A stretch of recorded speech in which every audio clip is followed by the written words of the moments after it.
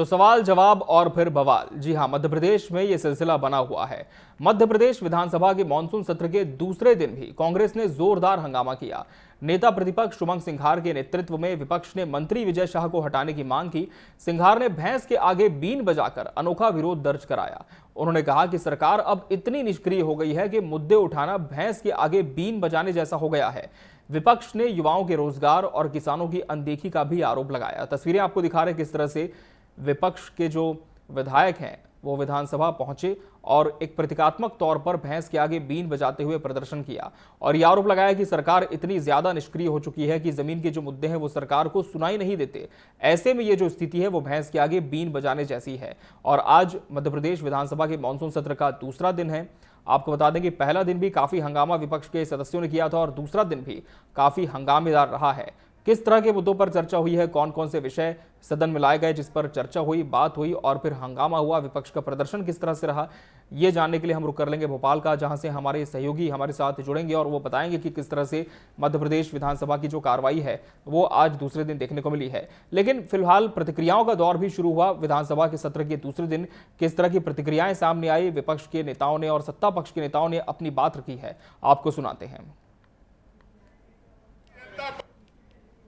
मैं हमारे प्रदेश की जनता को, किसानों को, युवाओं को, बेरोजगार को यह संकेत देना चाह रहा हूं कि भाजपा सरकार भैंस की तरह है और सभी तरह में हम भ्रष्टाचार है और भ्रष्ट के पैसे को हम जनता में चुनाव के टाइम हमारे कैंडिडेटों को बांटेंगे।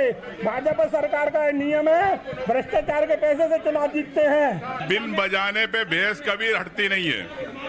ये बिन आप जनता बजा रही है प्रदेश की, हम जनप्रतिनिधि उनकी लड़ाई लड़ रहे हैं। किसानों को खाद बिजली नहीं मिल रही, किसान परेशान है, युवाओं को नौकरी नहीं मिल रही, कर्मचारी संगठन परेशान है, उनको नौकरी नहीं मिल रही, दैनिक वेतन वही परेशान है, संविदा शिक्षक परेशान है, अतिथि शिक्षक परेशान है, ओबीसी का आरक्षण नहीं दे रहे, भ्रष्टाचार हो रहा, घोटाला हो रहा। तो मैं समझता हूं कि सरकार एक भैंस की तरह हो गई है जिस पे कोई असर नहीं पड़ता। तो विपक्ष के नेता और नेता प्रतिपक्ष शुभंकर सिंघार कह रहे हैं कि जनता की आवाज है ये बीन, जो कि लगातार जनता बजा रही है लेकिन सरकार नहीं सुन पा रही है। रुक कर लेंगे सीधा मध्य प्रदेश का, जहां से हमारे एमपी एडिटर अतुल विनोद पाठक जी हमारे साथ जुड़ चुके हैं। अतुल जी, जिस तरह से हमने देखा पहला दिन भी विपक्ष ने काफी हंगामा किया और दूसरा दिन एक अनोखा प्रदर्शन विपक्ष का सदन के बाहर देखने को मिला। किस तरह से विपक्ष का यह पूरा प्रदर्शन था सदन के बाहर और सदन के भीतर यदि हम बात करें तो आज किन किन विषयों पर चर्चा हो रही है? मुख्यमंत्री ने भी प्रतिक्रिया दी, वो आपने शायद नहीं चलाई। मुख्यमंत्री ने कहा कि इस तरह के जो भी प्रदर्शन है वो विपक्ष की मूल मुद्दों से ध्यान भटकाने की कोशिश है। और आज सदन की कार्यवाही जब शुरू हुई थी तो विपक्ष के लोग भैंस के आगे बीन बजाते हुए नजर आ रहे थे, लेकिन इसके बाद सत्ता पक्ष की ओर से भी कड़ी प्रतिक्रिया व्यक्त की गई। मुख्यमंत्री ने साफ तौर पर कहा कि कांग्रेस अलग अलग समाज को भड़काने का काम करती है और सारी चीजों में उनका ही इन्वॉल्वमेंट है। पिछड़ों की जनगणना बंद करने को कांग्रेस का पाप बताया मुख्यमंत्री ने, और मुख्यमंत्री ने ये भी कहा कि ओबीसी को डंके की चोट पर आरक्षण देंगे। तो इस तरह से सदन का आज का दिन काफी हंगामेदार कहा जा सकता है। लेकिन शुरुआत में अनुपूरक बजट भी पेश किया गया है और कल इस पर चर्चा का समय निर्धारित किया गया। एक बहुत अच्छे विषय को सदन में उठाया गया और इस पर काफी लंबी चर्चा हुई। ध्यानाकर्षण के दौरान स्कूलों में जो पाठ्य पुस्तकें हैं उनको लेकर एक गंभीर मुद्दा सामने आया, जिसमें ये बताया गया कि कैसे निजी स्कूल अपनी किताबों को लेकर एक तरह का रैकेट चलाने, किताबें पर्टिकुलर दुकान पर ही मिल रही हैं। खास बात यह है कि एनसीईआरटी में भी एक प्रॉपर किताबें प्रकाशित की जाती हैं, लेकिन इसके बावजूद भी प्राइवेट पब्लिशर्स की किताबों को प्रमोट किया जा रहा है। इस पर स्कूल शिक्षा मंत्री ने बयान दिया और सरकार के बारे में कहा कि सरकार पूरी तरह से गंभीर है। तो कई गंभीर मुद्दे भी सदन में उठाए गए।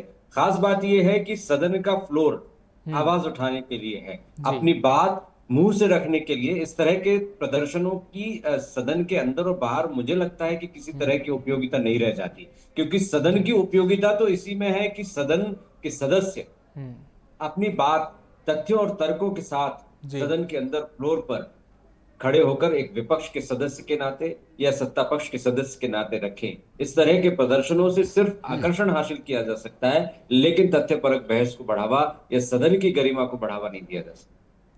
बिल्कुल, और कहीं ना कहीं विपक्ष कोशिश यही करता है कि किसी तरह से क्रिएटिवली अपनी बात को रखे, लेकिन जो ज़मीनी मुद्दे हैं उनकी झलक भी इस प्रदर्शन में होनी चाहिए। जिस तरह से अतुल जी आपने बताया कि किताबों को लेकर एक बहुत ही संवेदनशील चर्चा यहाँ पर हुई, और निश्चित तौर पर जनहित से जुड़ा मुद्दा भी है, क्योंकि अभिभावकों की जेब पर काफ़ी बोझ होता है, एक तरह का प्रेशर उनकी तरफ होता है निजी स्कूलों की तरफ से।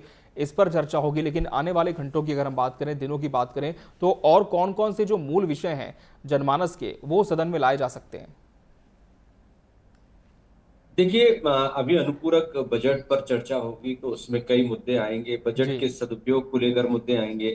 एक और मुद्दा आज की हम बात करें तो आज ही 2-3 बहुत महत्वपूर्ण मुद्दे उठाए गए, जिसमें से एक मुद्दा सामाजिक वृद्धावस्था पेंशन का है, सामाजिक जी। सुरक्षा पेंशन का है। जो महिलाएं हैं, निराश्रित महिलाएं हैं, पुरुष हैं, वृद्ध हैं, उनको प्रॉपर पेंशन मिले और जो पेंशन मिल रही है उसको बढ़ाया जाए, क्योंकि वो निराश्रित हैं, आश्रित नहीं है। जी। 1000 रुपए में, 1200 रुपए में कैसे भोजन की व्यवस्था होगी, रहने की कैसे व्यवस्था होगी? तो इस पर वित्त मंत्री और उप मुख्यमंत्री जगदीश देवड़ा ने सकारात्मक भरोसा जताया है। तो आने वाले समय की हम बात करें तो कुछ घोटालों को विपक्ष के द्वारा प्रमुखता से उठाया जा सकता है। जनहित से जी। जुड़े मुद्दे, खासतौर पर किसानों से जुड़ी समस्याओं को उठाया जा सकता है। कुछ और ऐसे मुद्दे हैं जो सरकार के लिए परेशानी का सबब बन सकते हैं, खासतौर पर लव जिहाद और जिस तरह से क्राइम की घटनाएं घटी हैं, उन जी। घटनाओं जी। को लेकर विपक्ष सत्ता पक्ष को कटघरे में खड़ा करने की कोशिश कर सकता है। हालांकि सत्ता पक्ष का कहना है कि विपक्ष इस तरह की बातें करता है जिनमें ना तो कोई तथ्य है, ना तर्क है। एनसीआरबी की रिपोर्ट है या अन्य किसी एजेंसी की रिपोर्ट्स है, उनमें साफ तौर पर दिखता है कि मध्य प्रदेश सरकार जो कदम उठा रही है वो प्रभावी है, उससे क्राइम रेट भी घटा है, भ्रष्टाचार के मामले भी बहुत कम है। कोई भी ऐसा मामला कांग्रेस नहीं उठा पा रही जिनमें तथ्य और तर्क हो, उनको वो कोर्ट में साबित कर सके। सिर्फ हंगामा खड़ा करना ही कांग्रेस का मकसद है। तो इस तरह से सत्ता पक्ष और विपक्ष के बीच जी। तीखी नोकझोंक तो चलती रहती है, लेकिन कौन सा मुद्दा परवान चढ़ता है, किस मुद्दे पर सदन एक सुर से ऐसा निर्णय देता है जो जनहित के लिए मील का पत्थर बनता है, ये बहुत महत्वपूर्ण होता है। बिल्कुल, और कहीं ना सत्ता पक्ष ने स्पष्ट भी किया है कि हम पूरी तैयारी से हैं, लेकिन जमीनी मुद्दों पर चर्चा हो तो निश्चित तौर पर उस पर चर्चा की भी जाएगी। लेकिन देखना होगा कि कांग्रेस का जो प्रदर्शन है, इससे इतर कितना ज्यादा सकारात्मक विपक्ष का रवैया सदन के अंदर भी होता है चर्चा के लिए। बहुत बहुत धन्यवाद अतुल जी, आपका हमसे जुड़ने के लिए, इस पूरी खबर पर विस्तार से चर्चा करने के लिए बहुत शुक्रिया आपका। तो सवाल जवाब और फिर बवाल मध्य प्रदेश में हो रहा है, लेकिन देखना होगा कि इसका नतीजा क्या निकल कर आता है। बहरहाल 2 बजे की 2 बड़ी खबरों में आज के लिए फिलहाल इतना ही। मुझे और पूरी टीम को दीजिए इजाजत। तमाम खबरों से अपडेट रहने के लिए आप देखते रहिए TV24। नमस्कार।